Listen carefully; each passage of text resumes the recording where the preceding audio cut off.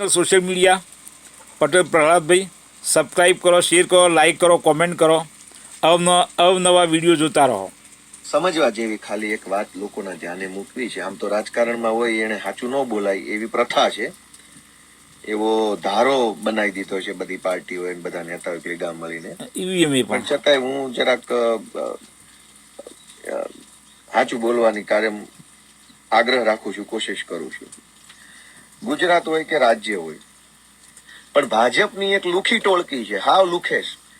ભાજપના નામે સરકારી કોન્ટ્રાક્ટો લેવા, કોન્ટ્રાક્ટ બેઝની સરકારી નોકરીઓમાં પણ હાથ મારવો, કરોડો રૂપિયા ભાજપના નામે કમાઈ ખાવાના સરકારીમાંથી, અને પછી ગામને સલાહ આપવાની દુકાન ખોલી છે. એમાં ટીવીના કેટલાક ચીયર લીડર્સ પણ સામેલ છે. ટીવી વાળા કઈ ઓછા લાકડે બળે એવા નથી, એમની આમાં ઇક્વલ ભૂમિકા છે. ગોદી મીડિયા ગુજરાતની એક માસૂમ દીકરીનું સરઘસ કાઢવામાં આવ્યું. ગુજરાતના એક પણ ટીવી વાળાએ ગુજરાતના ગૃહમંત્રીનું નિવેદન લેવાની કોશિશ નથી કરી. ટીવીની કઈ ઓછી ખરાબ ભૂમિકા નથી આમાં. ટીવી વાળાને નિવેદન આપવા માટે મજબૂર કરવા. આમ તો બહુ બોલ બચ્ચન કરતા હોય છે ભાઈ. ઈવીએમ હાથમાં આવ્યું નથી કે ધનુર ઉપડી જાય છે ભાષણ કરવાનું. ઓનલી કરપ્ટ તો નીકળશે જ. પોલીસને દંડો આપ્યો છે, દંડાનો ઉપયોગ કરો, આમ કરો. ફાંકા ફોજદારીનો માસ્ટર માઇન્ડ છે. દીકરીનું સરઘસ કાઢ્યું, એમાં ગૃહમંત્રીનું સિંગલ નિવેદન નથી.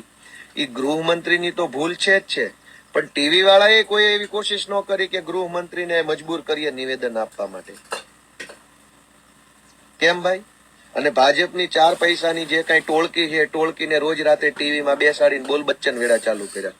ભાઈ, ગુજરાતની જનતા ભાજપની ટોળકીનું નિવેદન સાંભળવા નથી માંગતી. અમે ટોળકીને મત નથી આપ્યા, જનતાએ ગૃહમંત્રીને મત આપ્યા છે. ગૃહમંત્રીનો જવાબ સાંભળવા માંગે છે કે સરઘસ નીકળ્યું એમાં ગૃહમંત્રી શું કહેવા માંગે છે. રાઈટ. એના બદલે શું થાય? રોજ રાત્રે ટીવીમાં ભાજપની લુખી ટોળકી રાત્રે બેઠી હોય અને એવો બકવાસ કરે, ભૂંડ ભોંકતું હોય એવો બકવાસ ચાલુ કરે. રોજ રાત્રે ટોળકી ટીવીમાં આવે. ટોળકીનો જવાબ સાંભળવાનો છે, ગૃહમંત્રીનો સાંભળવાનો છે. ગુજરાતની અંદર કોઈ ઘટના બને તો એના સીધા જવાબદાર કોણ? ગૃહમંત્રી કે ટીવીમાં આવતી ભાજપની ટોળકી? તો ટીવી વાળાને એટલી ખબર નથી, અથવા ટીવી વાળાની એટલી ગંભીરતા નથી, ટીવી વાળાની પડી નથી કે ટોળકીને નહીં ગૃહમંત્રીને સવાલ કરીએ કે બોલ ભાઈ, આ તારી પોલીસે સરઘસ કાઢ્યું છે એ બાબતે શું કેવું છે? આ તારી ટોળકી. તો ટીવી વાળા ટોળકીને પ્રશ્ન પૂછે છે. હવે ટોળકી શું છે? ટોળકી નથી ધારાસભ્ય, નથી કોઈ પાર્ટીના પ્રદેશ પ્રમુખ, કે નથી કોઈ એવી સિરિયસ જગ્યા ઉપર એનો હોદ્દો કે એની જવાબદારી નક્કી થાય. બિલકુલ બે જવાબદાર ટોળકી ટીવીમાં આવે ભાજપની. નામ નથી લેવા વાળી, ફેમસ થઈ જશે. આપણે શું કામ એના નામ? ઈવીએમ રાજીવ કુમાર. તમે ઓળખો છો કે આખી એક ભાજપની ચંડાલ ટોળકી છે જે ગાંધીનગર અમદાવાદમાં ફરે છે. ભાજપના નેતાઓના પગલું છણિયાની જેમ આગળ પાછળ ફરે. એટલે કોઈને પેટ્રોલ પંપ મળેલો છે, કોઈને કોન્ટ્રાક્ટ બેઝની નોકરીઓ મળેલી છે, કોઈને કઈક રોડ રસ્તાના ટેન્ડરો મળેલા છે. એમાંથી એ બધી ટોળકી ટીવીમાં આવી અને ભૂંડ ભોંકતું હોય એમ ભો ભો ભો કર્યા કરે છે. અમરેલીની સરઘસની ઘટના બની. એ ઘટનામાં ગુજરાતના બોલકા ગૃહમંત્રીએ એક પણ નિવેદન કેમ ન આપ્યું? સિંગલ નિવેદન નહીં, 0 નિવેદન. સાચું છે, ખોટું છે, ભૂલ થઈ છે, નથી થઈ, કાયદા પ્રમાણે છે, કાયદા પ્રમાણે નથી, કોઈ જવાબ નહીં ગૃહમંત્રીનો. સુધરતા જ નહીં, જૂઠું બોલવાનો અવાજ કરવાનો બસ. ઓલી ટોળકીને બધું પૂછપૂછ કરે. તે અમારે શું ટોળકી પાસે જવાબ માંગવાનો? કઈ ઘટના બને તો ટોળકીની શું જવાબદારી? ગુજરાતમાં ભાજપની જે ટોળકી છે એને શું પૂછવાનું? તો ગુજરાતની જનતાને પણ મારે એટલું વિનંતી કરવી છે કે ટીવી જોવો છો તો ટીવી વાળાને પૂછો કે ભાઈ, ગૃહમંત્રીને બેસાડ 8:30ની ડિબેટમાં, ટોળકીને નહીં. ટોળકીના જવાબ આપણે સાંભળવાના છે. તો અવડી મોટી સરકારને શું કરવાની? એસપી ને કોઈ ટીવી વાળો પૂછે નહીં. આખી મોટી ઘટનામાં એસપી નું નિવેદન કેમ 10 વખત ન લેવામાં આવ્યું? એસપી ને કોઈએ, અમરેલીના એસપી ને કોઈએ પૂછ્યું નહીં કે જે દીકરી તમને 2 દિવસ પહેલા આરોપી લાગતી હતી, 2 દિવસ પહેલા રાત્રે 12 વાગે તમે જેને એરેસ્ટ કરી ગયા હતા, જે દીકરી તમને મોટી આતંકવાદી જેવું લાગતું હતું, અડધી રાતે એરેસ્ટ કરવી પડે, એ જ દીકરી પાછી હવે 2 દિવસ પછી તમને કેમ એવું લાગવા માંડ્યું કે આની ઉપર પુરાવા નથી, આનું એફઆઈઆર માંથી નામ કાઢી નાખ્યું? તો ગુજરાતમાં કોઈએ પૂછ્યું નહીં એસપી ને કે બોલ ભાઈ હાલ જવાબ આપ, જવાબ તો આપવો જ પડશે તારે. આવી રીતે તમે સરઘસ કાઢીને પછી છટકી જાય એમ નહીં હાલે, જવાબ આપવો પડશે. તો કોઈએ નો એસપી ને પૂછ્યું, નો ગૃહમંત્રીને પૂછ્યું, નો ભાજપનો જે ધારાસભ્ય છે જેને આ કાંડ કરાયો કૌશિક વેકરિયા એને કોઈએ કઈ નો પૂછ્યું. બસ ઓલી ભાજપની લુખી ટોળકી છે એ ચારો તરફ ટીવીમાં રોજ દેખાતી હતી. અને એમાં અડધા એવા હતા જેને અંદરની ચડ્ડી ભાજપની પહેરી હતી, બુસ્કોટ સમાજનો પહેર્યો હતો. એટલે ઉપરથી આમ આગેથી જોવો ને તો એમ લાગે કે આ તો આપણા સમાજનો માણસ છે. ઓહો, આ તો સમાજ પણ આમ શર્ટ ને પેન્ટ કાઢો ચડ્ડી ભાજપની હોય. એવાય કેટલા આટા મારતા હતા એમાં. ઈવીએમ જેવું મત આલેવો જાય અને બીજા જાય. મારું એટલું જ કેવું છે કે માત્ર અમરેલીની ઘટના નહીં, ભવિષ્યમાં કદાચ ન કરે નારાયણ ને કોઈ ઘટના દુર્ઘટના બને, એમાં આપણે એટલો જ સબક લેવાનો છે કે રાજકારણ દરેક ઘટનામાં ઇન્વોલ્વ થવું જ જોઈએ. રાજકારણ થવું જ જોઈએ. કેમ ન થાય? સાચી વસ્તુ બહાર રાજકારણ આવવી નથી જોઈએ. થતું ત્યાં સુધી અધિકારીની આંખ નથી ખુલતી, ભાજપ વાળાના કાન નથી ખુલતા, મીડિયાનો અવાજ નથી ખુલતો. પોલીસ મીડિયા પ્રજા રાજકારણ થાય માટે પછી છે. બધું ખુલવાનું આ ચાલે. લુખાઓ આવડા રસ્તે તો ચડી ગયા છે. રાજકારણ શું કામ ન થવું જોઈએ? અને રાજકારણ જે ઘટનામાં નથી થતું ને એ ઘટનામાં સરકારી તંત્ર જ તે પીડિત પરિવારને દબાવી દેશે. આ જે અમરેલીની ઘટના બની એમાં રાતે 12 વાગે પોલીસ વાળા લેવા ગયા હતા દીકરીને, રાતે 12 વાગ્યાના ઘરેથી લઈ આવ્યા. 12 વાગે કાયદો જો જ બીજા નહીં. દિવસથી વિડીયો વાયરલ કોર્ટ શું કરે થયો છે? તો પોલીસ વાળાએ તે એના મમ્મી પપ્પાને પોલીસ સ્ટેશને બેસાડી અને એવા ધમકાવ્યા હોત તમારું આમ થઈ જશે ને તેમ થઈ જશે ને તમે ભાજપ વાળા કેમ કરવા માંડો, નહીં તો તમારી દીકરી છૂટશે નહીં, કૌશિકભાઈ કેમ તમે બોલી નાખો ને વિડીયો બનાવી દો. આવું થાત. એવું ન શું કામ થયું? કેમ કે રાજકારણ વાળાની બાજુમાં હતા, અમે હતા બીજા હતા. અમે હતા તો પોલીસ એને દબાવી ન શકી. ખોટાનો વિરોધ કરો, ખોટી વસ્તુ બાકી બહાર અનેક લાવો, ઘટનાઓમાં ખોટા મોસો પોલીસ, શિક્ષા કરો. મામલતદારો, કલેક્ટરો જેને દબાવે છે. ઈવીએમ માં ખોટું છે, દરિયામાં પધરાવાની બીજી જરૂર છે. કે કોઈ પણ ઘટના જ્યારે સમાજમાં બને છે, એક્સિડન્ટની બને કે કઈ મોટી જાનહાની થઈ જાય કે કઈ પણ ઘટના બીજી બની જાય, પછી ભાજપના લોકો અને સરકારી માણસો છે ને એ પીડિત પરિવારને અને એની આજુબાજુમાં સંકળાયેલા લોકોને વિચિત્ર રીતે દબાવવાની કોશિશ કરે. કેવી રીતે? કે તમે આમાં છે ને અમે કેવી એમ કરજો એટલે તમને જલ્દી અમે જામીન અપાઈ દઈશું, અમે તમારું ચાર્જશીટ કરી નાખીશું, તમે આમાં જરાક આ સાહેબની ફેવર કરો, નહીતર તમને આમ તકલીફ પડશે, નહીતર તમને જામીન નહીં મળે, નહીતર તમારી ઉપર પાસા થઈ જશે, તમારી ઉપર 338 ની કલમ લાગી જશે, તમારી ઉપર 258 લાગી જશે, તમારી ઉપર આમ થઈ જશે. આવું બધું ડરાવવાનું ચાલુ કરે. ઈવીએમ નો વડાપ્રધાન જૂઠું પછી બોલે ઓલો એવું. જે માણસ હોય જેના ઘરે આ ઘટના બની હોય એની પેઢીઓમાં પહેલી વાર આટલી ગંભીર ઘટના એ માણસે જોઈ હોય, એટલે એ માણસ બચારો કઈ વિચારી જ ન શકતો હોય, કશું ન વિચારી શકતો એ માણસ આઘાતમાં હોય. એવા સમયે એને કોણ સમજાવે કે ભાઈ તું ચિંતા ન કરતો, નિરાત રાખજે, બધું થઈ જાય, તારા જામીન થઈ જશે, તારે ભાજપ વાળા કેમ કરવાની જરૂર નથી, જામીન આપણો હક છે, મળી જશે, 1 દિવસ વહેલું કે 2 દિવસ મોડા પણ મળી જશે, બધું કોઈ ચિંતા નથી. આવું આશ્વાસન કોણ આપે એને? ભાજપ વાળા આપે કે જે લોકો સરકારની વિરુદ્ધમાં કામ કરતા હોય એ આપે? તો ઈરાદાપૂર્વક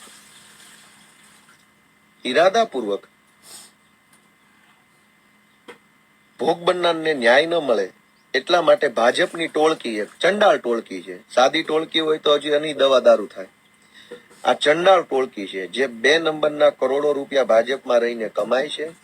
અને આ ટોળકી જ્યારે જે ઘટના બને એટલે ટીવીમાં આવીને ભૂંડ ભોંકતો હોય ને એમ ભોંકવાનું ચાલુ કરે, ભૂંડની જેમ. તો રાજકારણ દોસ્તો દરેક ઘટનામાં એટલા માટે ટીવીમાં લોકોને જરૂરી છે કે મોદીનું પીડિત થોબડું જોવું પરિવારને ગમતું ગુંડાઓ નહીં. દબાવે નહીં, ટીવીમાં એના ફોટા જ હોય. પીડિત પરિવારને પોલીસ દબાવે નહીં, પીડિત પરિવારને સત્તા પક્ષ દબાવે નહીં, પીડિત પરિવારને ગુનેગારો દબાવે નહીં. એટલા માટે દરેક ઘટનામાં રાજકારણ 1000% જરૂરી છે. નહીતર તો ફીંડલું વળી જાય. તમે જોવો જે ઘટનામાં રાજકારણ નથી થયું એ ઘટનામાં ક્યાં ન્યાયની મોટી ક્રાંતિ નીકળી ગઈ છે. જે ઘટનામાં રાજકારણ થયું છે એ જ ઘટનામાં FIR ટાઈમે થઈ છે, એ જ ઘટનામાં આરોપીઓની એરેસ્ટ થઈ છે, એ જ ઘટનામાં આરોપી વિરુદ્ધ ચાર્જશીટો મજબૂત થયા છે. જે ઘટનામાં બિલકુલ હોબાળો નથી થયો, જે ઘટનામાં બિલકુલ રાજકારણ નથી થયું, એ ઘટનામાં આજની તારીખમાં ન્યાય નથી મળતો. એવું એ કેટલું ઘટનામાં ચાલતું બહાર FIR ના આવે નથી ને. થતી. તો રાજકારણ છે ને એ ભાજપ વાળાની એલોપેથી જ સારવાર છે. આ ભાઈએ કોઈ કોમેન્ટ કરી એમ. એટલે મારી દોસ્તો બધાને એટલી જ વિનંતી છે છેલ્લે કે ઘટના કોઈ પણ હોય, એ ઘટના સાથે 6 વ્યક્તિઓ સીધી રીતે જોડાયેલા છે. 6 વ્યક્તિઓ દરેક ઘટના સાથે સંકળાયેલા છે. ડાયરેક્ટ એને લેવા દેવા છે જ. કોઈ એવું ન કહી શકે કે તમારે શું લેવા દેવા છે. જે ઘટના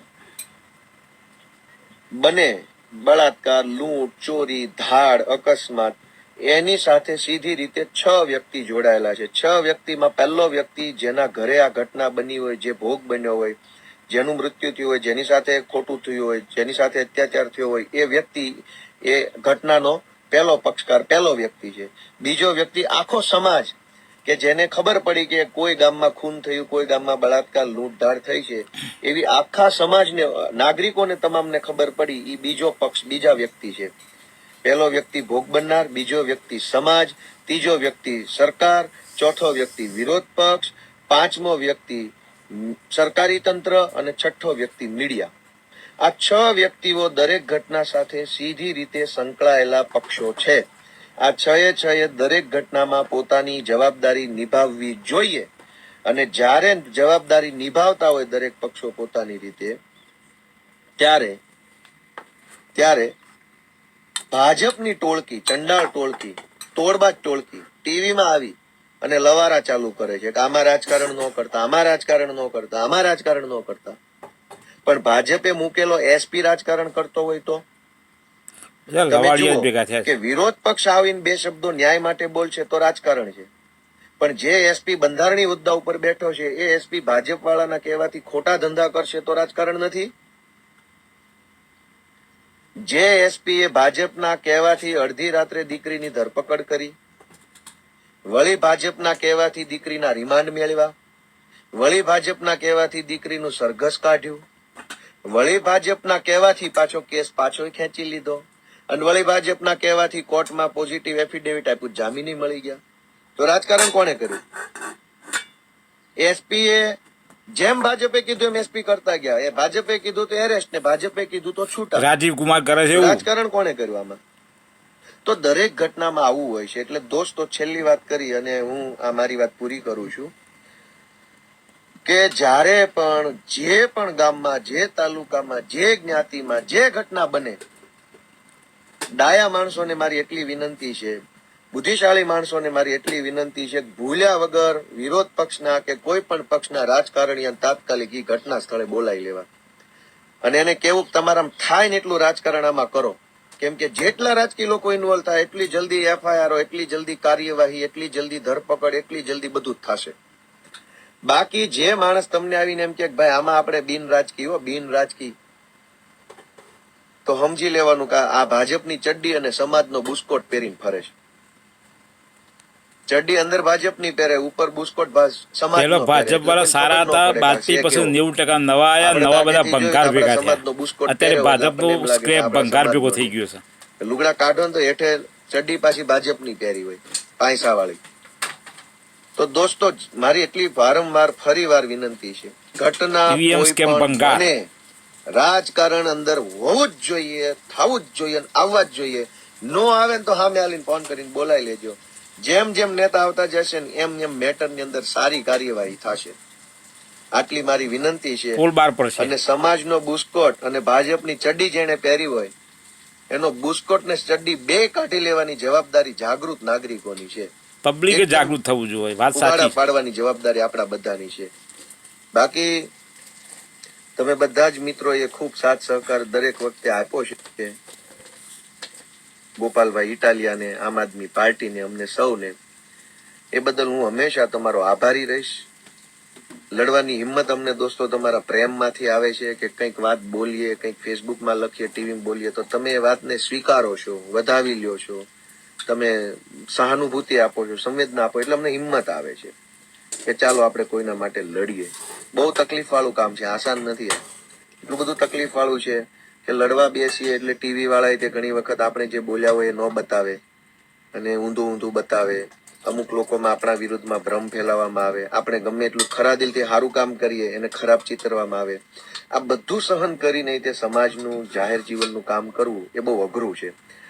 એક તરફ પોલીસ તંત્ર આપણી વિરુદ્ધમાં કામ કરે, સરકારી આખું તંત્ર આપણને ખરાબ ચિત્રમાં કામે લાગ્યું હોય, ઈવીએમ વિરુદ્ધમાં હોય, ટીવીમાં બેહીને રાજીવ કુમાર વિરુદ્ધમાં હોય, હેલફેલ વાતો કરતી હોય, આપણી પાસે સરકારના મોટી પૈસા આર્થિક લેતા હોય ને તાકાત ન વિરોધ હોય, કરતા આપણી હોય, ટીમ પાસે એટલી બધી આર્થિક તાકાત ન હોય, ઈડી વાળા, સીબીઆઈ વાળા એ લોકો સુધી પહોંચાડવા માટે પબ્લિકના પૈસા લેતા હોય.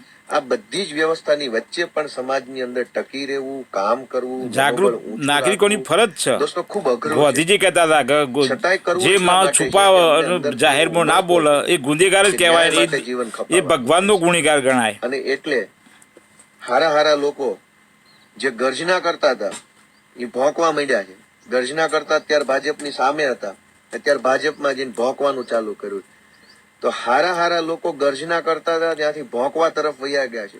પણ અમે હજુ અડીખમ બેઠા છીએ. વિકેટ પડી નથી હજુ અને પડવાની નથી ભવિષ્યમાં. તમારા બધાનો પ્રેમ હશે તો આ ભોંકવા વાળા જે કાંઈ પણ લોકો છે, ભાજપની ટોળકી છે, એની આયુર્વેદિક ફાવે તો આયુર્વેદિક, એલોપેથિક ફાવે તો એલોપેથિક, અને એ સારવારથી ન માને તો પેસ્ટિસાઇડ્સ, જંતુનાશક દવાનો છંટકાવ કરીને એન્ટીબાયોટિક હાઈ ડોઝ આલવો જોઈએ. ભાજપને જંતુ મુક્ત, ભાજપના જીવાણુ મુક્ત, જંતુ મુક્ત કરવાનો ઈરાદો અમારો આમ આદમી પાર્ટીનો છે. તો આટલી જ વાત સાથે આપ સૌ દોસ્તોનો ખૂબ ખૂબ આભાર. તમે આટલી ધીરજ સાથે મારી વાત સાંભળી. બધાને પ્રણામ. મારી કઈ ભૂલચૂક થઈ હોય ભૂતકાળમાં કે હમણાં કે ક્યારેય મારા વર્તનથી, વાણીથી કે વ્યવહારથી, તો હું સૌની માફી માંગુ છું, સૌની ક્ષમા યાચું છું. ઈરાદાપૂર્વક હું કોઈ કામ ભૂલ કરતો નથી, પણ જાણતા અજાણતા કંઈ થયું હશે તો હું તમારા બધાનો નાનો ભાઈ છું, દીકરો છું. તમારો પ્રેમ આપતા રહેજો અને આપણે સૌ ગુજરાતને જંતુનાશક દવા છાંટી ભાજપના જીવાણુથી મુક્ત કરીએ એવી શુભેચ્છા સાથે જય ગરવી ગુજરાત.